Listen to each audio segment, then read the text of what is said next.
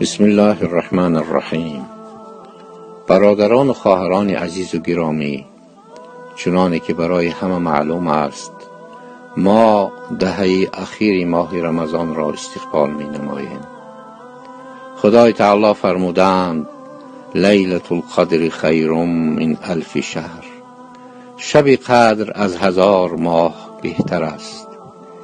این شب تاج و دردانه تمام شبهای سال است، بهتر از 1000 ماه، یعنی برابر 83 سال.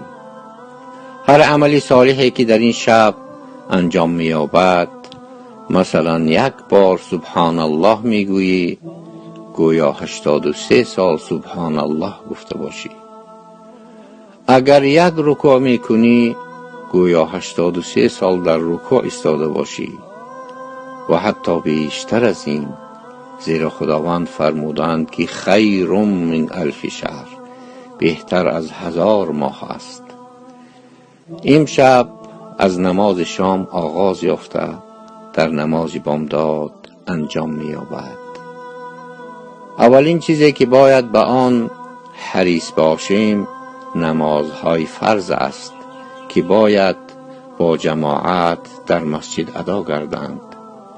نماز شام را در مسجد ادا نموده، بعد از افطار ذکرهای شامگاهی را با خشوع و خضوع و اطمینان قلب ادا می نماییم. همین طور در تمام حیات آن را برای خود وظیفه می کنیم و سپس نماز خفتن و تراویح و قیام اللیل را با جماعت در مسجد ادا می کنیم، گویا که این عملها را 83 سال انجام داده باشیم. اگر قرآن می خوانیم، گویا 83 سال در سر قرآن نشسته تلاوت کرده ایم. ما ای برادران و خواهران عزیز و گرامی، سالیان دراز در جنبش و حرکت برای زندگی امان می باشیم و خدا سوگند این فرصتی بزرگ است. تاجری با ذکاوت آن است که این را غنیمت می شمارد. در این دهه به اعمال صالح مشغول گشته از نتیجه آن در آخرت خوشنود می گردد وقتی که با چشم خود می بیند. برادران و خواهران گرامی، آگاه و برحذر باشید. تنها انتظار شب 27 و یا شبهای طاق نشوید. همگی 10 شب است از میان 355 شب. آنقدر زیاد نیست. همه شبها را غنیمت شمارید. به اندازه توانتان کوشش نمایید، زیرا نمیدانیم که ما تا سال دیگر در این شب زنده ایم و یا در میان مردگانیم. همگی 10 شب، شبهای با شمار و اندک. بیایید این شبها را با محبت و ایمان گذرانیم، خوشنود می شویم.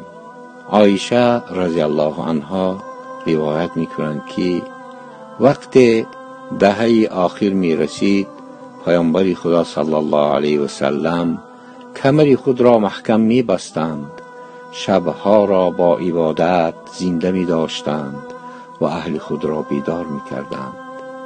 حدیث متفق است.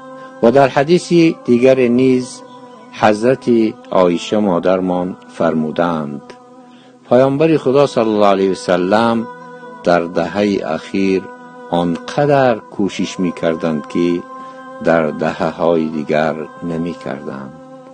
این حدیث را مسلم روایت کرده است. لیلة القدر خیر من الف شهر، شب قدر بهتر از 1000 ماه است.